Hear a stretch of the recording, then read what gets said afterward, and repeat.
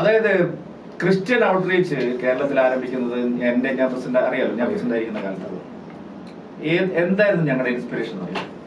പ്രധാനമന്ത്രി ശ്രീ നരേന്ദ്രമോദിജി പറഞ്ഞു, നിങ്ങൾ പോവേണ്ടത് എല്ലാ ക്രിസ്ത്യൻ ഭവനങ്ങളിലേക്കുമാണ്, ചെറുതും വലുതുമായ എല്ലാ ക്രിസ്ത്യൻ ആരാധനാലയങ്ങളിലേക്കുമാണ്. സഭാ നേതൃത്വത്തൊക്കെ അവർ മുകളിൽ സംസാരിക്കും. നമ്മളെ പോലുള്ള ഓർഡിനറി കാര്യകർത്താക്കൾക്ക് സാധാരണ ക്രിസ്ത്യൻ സഹോദരങ്ങളുമായിട്ട് ബന്ധം ഉണ്ടാവാത്തിടത്തോളം കാലം ഏത് സഭ നിങ്ങളോട് വോട്ട് ചെയ്യാൻ പറഞ്ഞാലും നമുക്ക് വോട്ട് കിട്ടില്ല. ഔട്ട്റീച്ച് അങ്ങനെയാണ് ഞങ്ങൾ തുടങ്ങിയത്.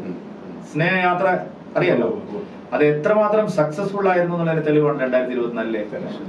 അതുകൊണ്ട് ഞങ്ങളുടെ സമീപനം അതാണ്. ഒരു സമുദായത്തോട് നമുക്ക് വിദ്വേഷമില്ല, ഒരു സമുദായത്തിന് മുമ്പിൽ നമ്മൾ അധികം മുട്ടുകയിടയാനുമില്ല. കാരണം വിശാലമായ ഒരു കാഴ്ചപ്പാട് BJPക്കും സംഘപ്രസ്ഥാനങ്ങൾക്കുമേ ഉള്ളൂ. അത് സമുദായ സംഘടനാ നേതാക്കന്മാര് നമ്മളെ എതിർത്താലും നമ്മുടെ നിലപാടിൽ മാറ്റമില്ല. അവരുടെ ഒരു പ്രശ്നം, അവർക്കൊരു ഗ്രീവൻസ് ഉണ്ടാകുമ്പോൾ അവരെ ഒറ്റ തിരിഞ്ഞ് ആക്രമിക്കാൻ ഇവിടെ മതമൗലികവാദികളും കമ്മ്യൂണിസ്റ്റുകാരും തയ്യാറാവുമ്പോൾ നമ്മളോട് കൂടെ വോട്ടുമെല്ലാം കിട്ടിക്കോളും. അതുകൊണ്ട് എന്നെ സംബന്ധിച്ച്, ഞങ്ങളെ സംബന്ധിച്ച് അതിൽ യാതൊരു പ്രശ്നമില്ല. ഇപ്പോൾ ഒരു സമുദായ നേതാവ് 3ാം വട്ടം മുഖ്യമന്ത്രിയാവും എന്ന് പറയുന്നു, നമ്മളതിനെ മൈൻഡ് ചെയ്യുന്നില്ല.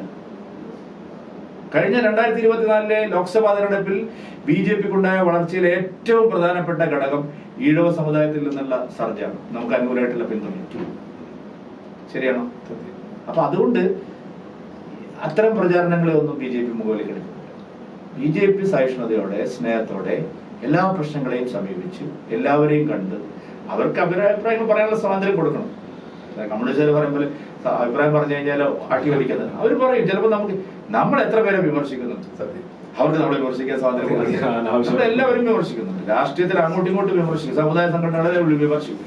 അവരെന്തെങ്കിലും ഒരു വിമർശനം പറയുമ്പോഴേക്കും ഇങ്ങനെ പറഞ്ഞല്ലോ എന്ന് പറയേണ്ട കാര്യമില്ല.